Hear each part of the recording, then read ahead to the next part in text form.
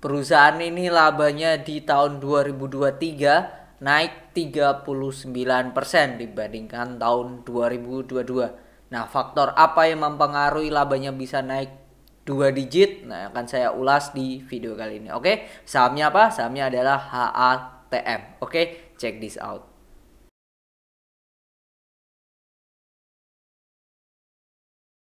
Ini laporan yang di-share oleh Mirai Aset Sekuritas, saya dapat dan saya langsung broadcast di channel Telegram Free, linknya ada di deskripsi ya. Dimana HATM ya, labanya naik 39%, capai 198 miliar dibandingkan tahun lalu 142,5 miliar. Kondisinya PI-nya itu berada di 10,24. Selain itu ada ISAT yang labanya turun minus 4,6%. Lalu ada MCOR, ini banking, labanya naik 77%. Di video kali ini kita akan membahas yang HATM aja, yaitu PT Hapko Transmaritima Tbk. Kalau saya buka di websitenya, nah ini websitenya ya, hapkomaritima.com, dimana merupakan anak perusahaan PT Hapko Primatama yang telah terlibat dalam perluasan dan pengembangan logistik kelautan Indonesia sejak 1991. Oke. HATM dimulai sebagai divisi independen yang berfokus pada kepemilikan dan pengoperasian kapal curah di dalam PT Hapko Primatama pada tahun 2019. Oke, bulk carrier berarti. Besarnya potensial bisnis bulk carrier berujung pada berdirinya HATM yang sebagai entitas mandiri. Pada tahun 2019 kami mengangkut 500.000 MT kargo. Sejak saat itu kami telah melihat pertumbuhan kinerja operasional yang solid, memungkinkan kami mencapai pertumbuhan 450% dan menghasilkan 2,25 juta MT pada 2021. Per 2021 HATM dan memiliki dan mengoperasikan 3 kapal bulk carrier. Oke, ini kalau unit bisnisnya kita lihat ya. Oke, ini bentar. Nah, ini kapal-kapalnya build 2008 yaitu MV Hapko Pioneer, 2010 MV Hapko Polaris, 2009 MV Hapko Carina, 2010 MV Hapko Aquila, dan 2006 MV Hapko Anka, di mana kapasitinya yang paling besar itu ini ya, 99.347 DWT. Oke, gede banget. Ini paling gede ya, paling gede. Klasifikasinya yaitu Nippon Kaiji Kyokai. Oke, kalau kita lihat ya di laporan keuangannya, ini laporan keuangannya sudah rilis. Kalau kita lihat di IDX, rilisnya tanggal 7 ya, jam 12, dan cetek ini jam 18.40. Oke, ini kondisinya ya. Kalau kita lihat sekilas, jumlah asetnya mengalami kenaikan ya, 1 triliun. Sebelumnya itu 700 M, jadi ada kenaikan 300, hampir 50% ya, hampir 50%.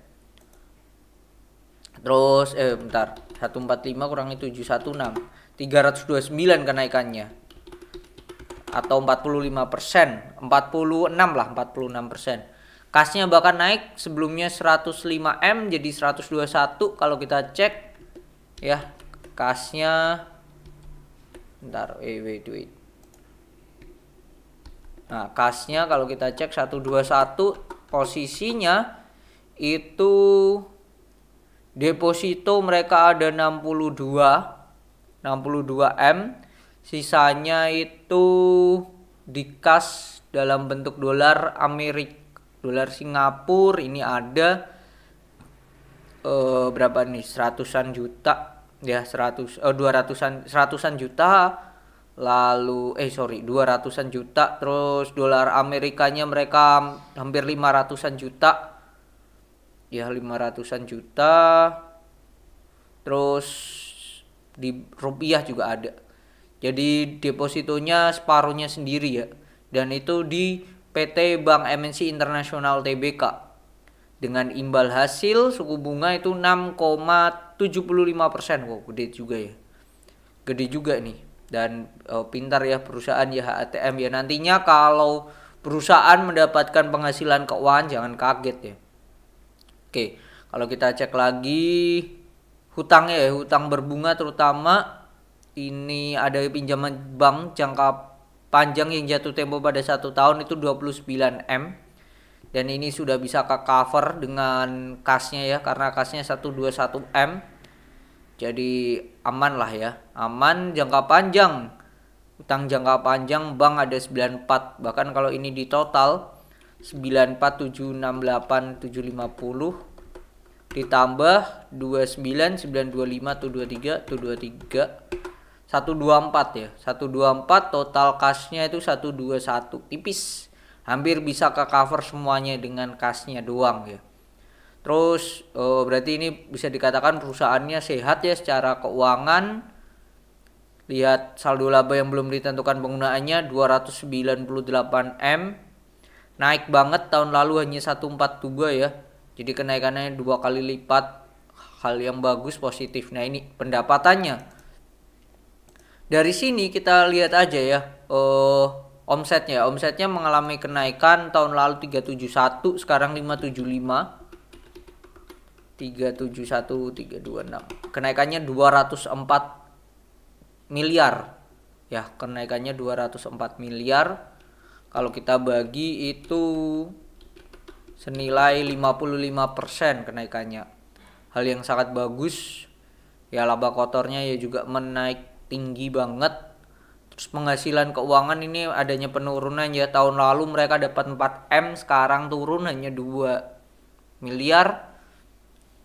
Oke sih, masih oke. Jadi itu. Nah, ini beban keuangannya gede banget ya, 9 miliar gitu. Cuma dari sini udah kelihatan bahwa pendapatannya aja sudah mengalami kenaikan yang signifikan ya. Kalau kita cek di note 21 pendapatan mereka itu dari pengangkutan ya naik ya 566 M. Terus demurrage ini kalau nggak salah biaya waktu ya untuk peti kemas ya kalau nggak salah ya. Demurrage ini 9 miliar, ada kenaikan 3 kali lipat, sebelumnya 3 miliar. Pengangkutan juga naik dan 2024 potensinya akan ada kenaikan lagi ya dari pengangkutan ya. Dengan adanya konflik yang ada di Laut Merah yang membuat tarifnya juga akan naik juga pastinya ya. Jadi ini hal yang positif kalau saya melihat nantinya harusnya omset dari HATM di 2024 terutama kuartal 1 ya adanya kenaikan. Itu sih, itu dari pendapatannya ya. Jadi itu aja sudah oke.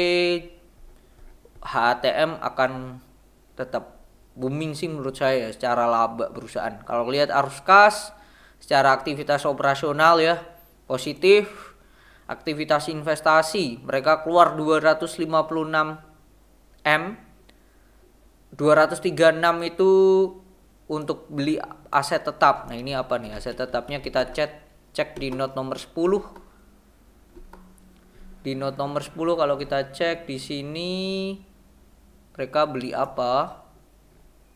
Oke, kapal ya. Biaya perolehan kapal bla bla bla, akumulasi penyusutan nilai buku. Pada tanggal 31 Desember 2023 aset tetap kapal dimiliki terdiri dari yang telah diasuransikan melalui LCH Lockton Pty Ltd.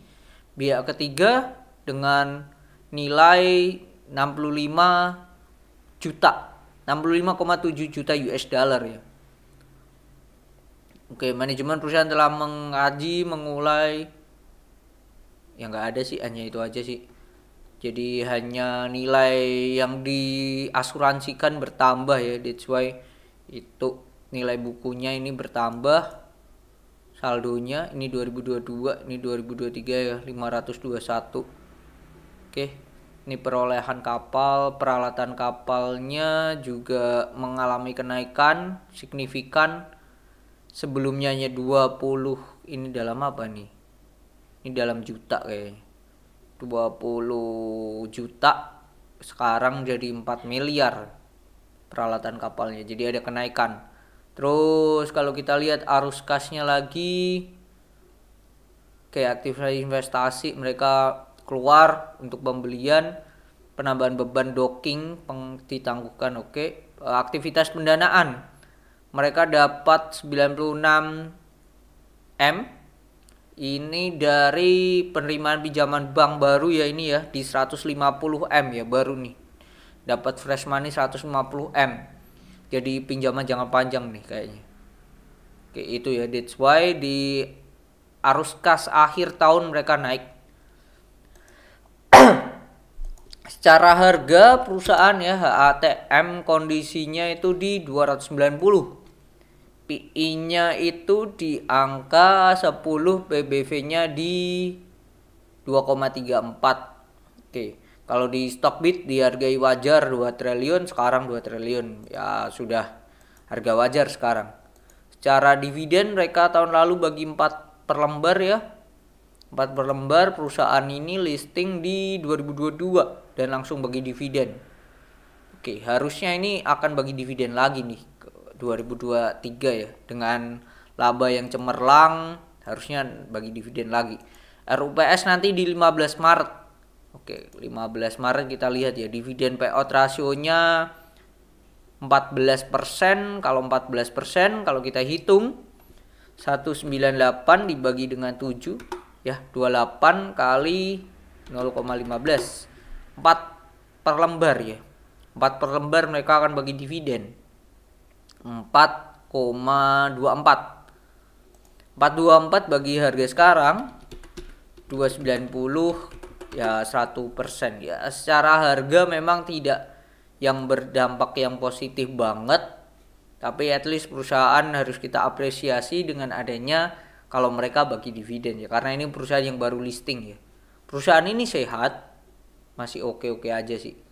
Tapi kalau dihargai wajar 2 triliun harusnya ini bisa naik lagi, ditambah dengan ya konflik yang ada di Laut Merah ya. Jadi potensi untuk HATM naik lagi sangatlah besar ya, karena tadi dari konferensi omsetnya mereka aja pengangkutan naik signifikan di 2023.